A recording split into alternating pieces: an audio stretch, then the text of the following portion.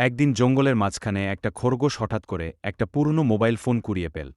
খরগোশ খুশিতে লাফাতে লাফাতে, বাহ, এখন থেকে আমি আর ফোন ছাড়া থাকব না। সে ফোনটা চালু করতে গিয়ে দেখে ব্যাটারি শেষ। কিন্তু খরগোশ তো বুদ্ধিমান। সে নিজের গাজরের